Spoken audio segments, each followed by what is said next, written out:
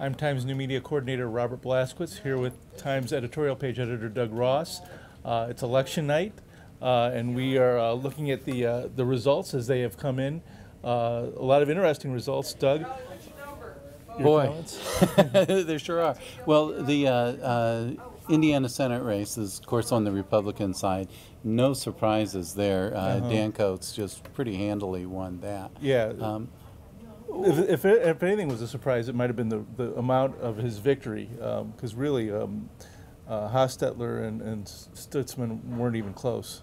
Although, well, Stutzman wasn't that far behind, but you figure there were 8 in the race, and Coates got 40%. Yeah.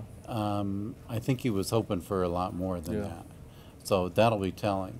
Yeah. The interesting thing is what's going to be going on in the fall. Of course, we've got Brad Ellsworth as a presumptive nominee. Right. Everybody figures the Democrats are going to He's the only candidate right now, right. so yeah, exactly. on the Democratic side. So, you know, unless some surprise happens, you never know. But we'll see what happens then. Yeah, and certainly the Democrats have already been pretty aggressive in attacking Coates. Oh, they have. So that's been from the outset. So it'll be interesting. And there's issues. I don't think the NRA is very fond of Coates.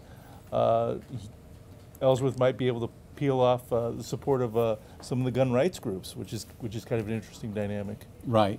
There's that, and then there's Ellsworth is pretty conservative himself. So how's the Tea Party going to lean? Right. Right. And the fact that Coates has been a Washington lobbyist, I mean, sure, that can't help him. Sure. Moving on to the congressional campaigns. In the second district, we saw Jackie Worlarski win pretty handily. That wasn't much of a surprise. Oh, absolutely, absolutely. And then the fourth district, Munster native Todd Rokita won pretty handily, and that's a very Republican district. So it's pretty much a cinch for him to be going into Congress in the fall. Right, and that'll be interesting because that gives some more Lake County influence in Congress. That'll be interesting. Sure. The first district, of course, Peter Blaszkiewicz, the incumbent, is unopposed on the Democratic side. On the Republican side, we had quite a race between the front-runners, Leyva and Lindenmuller. Right, right. And Leyva, you know, at this point, gee, what is it, 11-10? It seems to be winning. Lake County is the only one in the district with some of the precincts not in yet. At this time, it's very close. We can't say for sure that Leyva won, although he's ahead slightly, but it's very close. Okay, let's move on to Lake County races. The big one, Lake County Sheriff. Oh boy, that's an interesting one. John Bunsich, just like Dan Coates wants his old job back, same with John Bunsich, and it looks like he's got it. Yeah, he was up by more than 1,000 votes with 93% of the precincts in over Richard Ligon. Richard Ligon had a pretty strong showing. He put up a big fight for a while there. It was like within 700 votes, so it was tight for a while, but it looks like Bunsich just pulled it out. The other prominent political name in that race, Tom Philpott, pretty far behind. He did. I think that job hopping accusation really hurt him. In fact, he finished behind. It looks like he's going to finish behind Oscar Martinez, who ended up as the third. Martinez campaigned ferociously though, and he was pretty well funded. Right, right. Let's talk about some of the other Lake County races. Sure. We've got the Assessor Race. Guernsey going down, so that'll be interesting to see what happens there. That's a pretty big upset. The incumbents seem to do pretty well on the Lake County Council. Christine Sid, Jerome Prince, both won handily. Who else?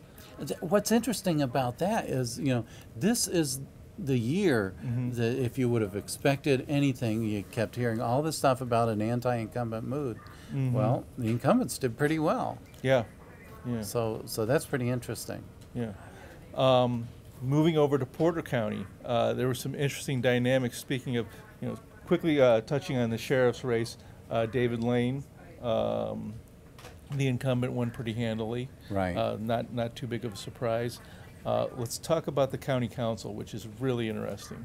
The council is interesting because that changes the dynamics. A big, I mean the big issue in Porter County right now is the RDA and Right. the future of Porter County in respect to the region. Right. Well, you know, what the votes seem to indicate is the RDA took a pretty good showing in Porter County. We had Rita Stevenson tossed out. She's a county employee, I might add, who's also Yeah. serving, and she cast the swing vote to boot Porter County, or to try to boot Porter County out of the RDA. And in fact, her campaign signs had no to the RDA on them, I think. Right. So it was kind of the voters spoke pretty loudly that I think that they're That's a double negative, yeah.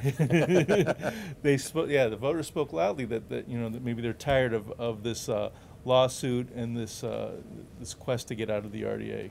Right.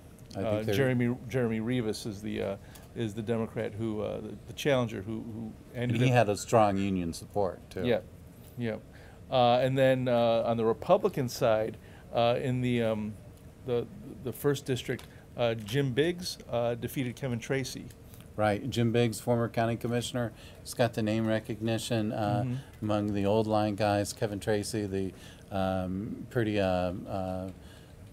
inveterate blogger. So, you know, you can see who made the decision in that one. The young people must not have voted in droves like the older ones did. Right, right. And then one more interesting race, I noticed the auditor, Jim Kopp, got ousted by Vicky Urbanek.